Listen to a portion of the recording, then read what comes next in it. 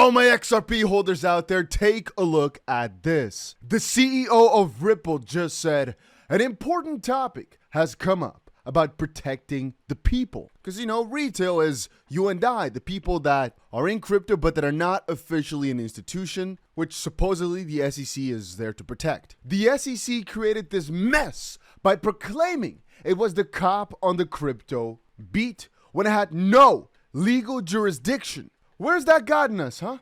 Consumers left holding the bag in bankruptcy court while the SEC holds press conferences. Now, I think I can sit here discussing this for a couple of hours, but once you start really digesting it, the SEC's role in the crypto ecosystem is disgusting. Anyway, before I move on, guys, make sure that right now you press that like button. I'm trying to get to 1,500 likes on this video, which would be easily possible. And now let us move on. It's absurd to blame a judge for faithfully applying the law. And again, all the references and everything this means and the repercussions we'll talk about in just a second. We all know legislation. Not more regulation by enforcement is the only way forward to provide clear rules and protect the retail. And he also says glad to see more members of Congress like Richie Patrick McHenry champion this. And this got me excited in a negative way this morning because Gary Gensler is a freaking... Don't you guys see, this man is a maniac, and I'm not sure if we could call it a success junkie or what exactly you want to call it, but as far as I'm concerned, it's just a matter of the SEC having these targets, which are either installed by Biden or by some puppet masters that we cannot see. But we know they're there. We understand they're there because there's absolutely no other way. This guy turned from pretty pro-crypto, and again, he's not stupid. He turned from pro-crypto to so against that it's insane. Right now, the judge looked at whatever the SEC brought up, and where any reasonable person would say, you know what, we lost this one because we both looked at the law, you're the judge, and ultimately, you're the one who decides. So you've made a choice, and that's the one that it should be. That's the way it is, right? We just interpret the law in a certain way and then make allegations. You don't think about it this way, but the law is clear, so there's no reason you could have ever picked a different solution. But no, that's not what the SEC does. The SEC is like a freaking child saying, whatever you decided, it don't matter because you did it wrong. The law is clear and you're doing it completely wrong, which ultimately then means that the law is not clear. But again, their only way to go further by trying to make the law better is by suing more, which ultimately would always turn to the same result because I believe judges are going to see it the same way, which is not the way the SEC sees it. Anyway, this is why I came to this point though, and this is why I referred to Brad Garlinghouse. Right now, it seems the SEC is at a loss. Double, triple, quadruple, because they've got no other options left. Right now, they're just absolutely screwed in every way. Think about it. What exactly can the SEC do now? Well, they could go after Coinbase further? You'd think that, huh? But at the end of the day, with the way in which things were reasoned, and I've got more on this coming out later, a securities agency, in this case here the SEC, only has jurisdiction over securities. No security, no role for the SEC. And again, I gotta take you guys a step back. What the judge ruled was that if there's transactions on exchanges, like Coinbase or whatever, you are not directly in contact with any company. You don't know for what reason somebody's buying anything, and there's no actual contract. So at the end of the day, that cannot be a security. Because exactly where would it lie? And we have already established the asset itself is not a security. But so this also means, that the SEC right now is playing a little bit of pretend because they don't even have the authority to bring these cases. Are you guys understanding how huge this is? This is literally a matter of the SEC right now and their pressure that they're installing being just completely misdirected because they cannot even put any pressure. Stuart Alderwoody from Ripple said, pretending to have jurisdiction when there is none is simply a political power play. It helps no one, it hurts everyone. And that's exactly the way that I see it. Even Bill Morgan, another lawyer, had to say it's all politically motivated. The SEC has had wins in crypto matters when the law applied, but its reaction to a loss that curtails its overreach is to double down and criticize the ruling. Because again, they're not critical whenever it's in their favor, whenever other people say it's vague or the judge is interpreting it wrong. No, only when the judge is negative on them, which again, this is the first time, which is why I understand they're a little bit butthurt. Litigate at any cost, no matter who it hurts, wherever they are in the world. which to me is funny because this article I showed you guys a while back, I think a couple weeks ago, former SEC chair who brought the Ripple lawsuit, Jay Clayton, says Gary Gensler is overstepping his power. And he basically said if the SEC just puts up so many cases that they're losing some of them, again, what you're hearing from leaders of the regulatory organizations, if we're not losing cases, if we're not being pushed back by the courts, we're not doing enough. But even now that they're being pushed back, they're trying to do even more. So where the ex-SEC chairman said, all right, if you're not losing cases, you're probably not doing enough. But the moment you actually start losing cases, you're still not doing enough. What's the goal here? And Doug came in to say, you know what? Gary is just a politician, not an actual regulator. His legacy will be litigation costs and more defeats for the SEC, and he won't get the Treasury seat he covets. Sad. And John Dean had this to say. The judge did exactly her job and applied a 1946 test to modern-day blockchain technology.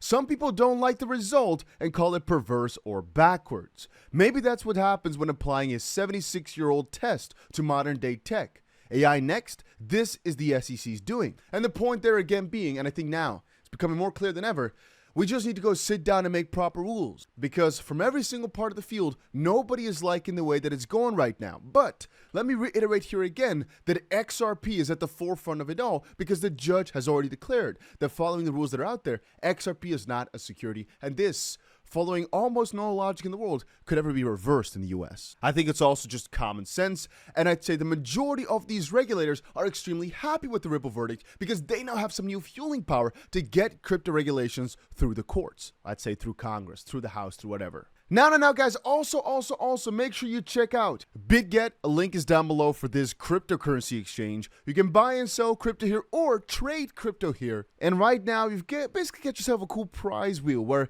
the more actions you take, the more spins you get on this prize wheel. And there's a couple of cool things you actually can win, like a couple $1,000s. On the side, also, I recommend you guys to check out Bybit. I'll leave a link down below for that, as right now you can claim $1,125 for free with the link down below. Just open yourself a juicy trade with that. Again, link down below. The only problem is, for Bybit, only people that are not in the US can trade, because you need to properly KYC for this exchange. Just letting you know, but you can read everything right here. But yeah, it's pretty juicy. And trust me when I say, guys, they're working hard on this. They're working extremely hard. A new US Senate bill aims to tighten regulation on DeFi.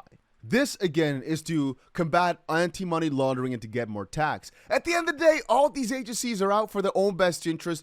Gary Gensler is, all these politicians are. None of these guys are for the crypto holders. Even if they say they are, they're lying to you. Please understand that. But, again, why I'm pushing all this together in one video is because of one critical point, which is the idea that everything right now is coming together.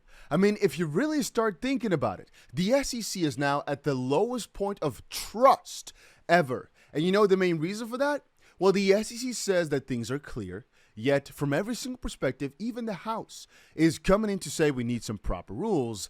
But then in the meantime, the SEC says, no, we need to appeal the decision the judge made. Again, nobody likes when you appeal and say the judge is wrong. Nobody's in for that, because she interpreted the law wrong, yet the House is now starting to notice, like the judge noticed before and Ripple and everybody stated before, that the SEC is not willing to sit down and get rules properly built out. And again, it's all going to rely on whether the SEC goes for the intellectual appeal or goes for the appeal over the next couple of years. If they go for this short-term appeal, they might shoot themselves in the foot, but ultimately an argument can be made that that's what's better for crypto, because at that point the judge is going to say, hey, SEC, screw you, and that's final, which would be against their own interest, but maybe, just maybe, Gary Gensler wants to go down with a flash. I thought, by the way, that this quote from Stewart was pretty funny.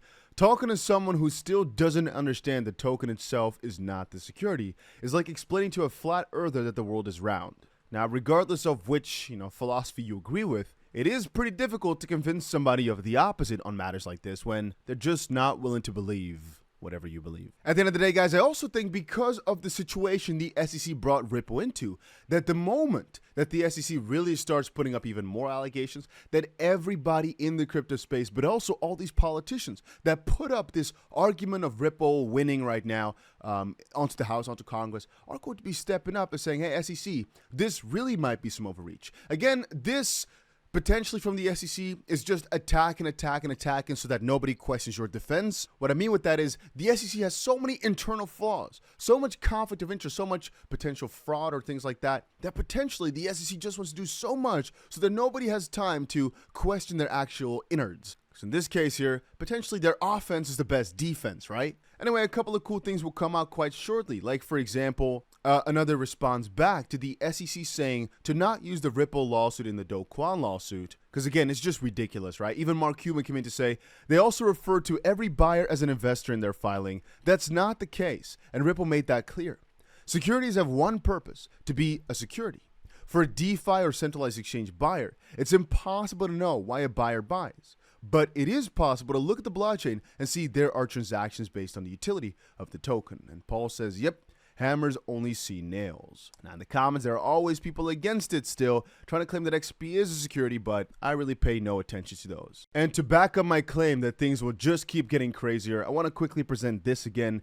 Gary wants a fresh $110 million to help the SEC go against crypto. And somebody funnily said, maybe you should go for an ICO. But no, in reality, I think right now it's becoming clearer and clearer. Recently, he asked for so much money. Right now, he's asking for so much money again that nobody seems to need them. They're only against the people. And at the end of the day, their motives are pretty unknown because if no politicians really agree with them, well, perhaps they do, but they're not saying it, then he's just a bad guy with nobody really in support of him, many people against him, and the people losing money with them not having the authority. I don't know. It's just a negative.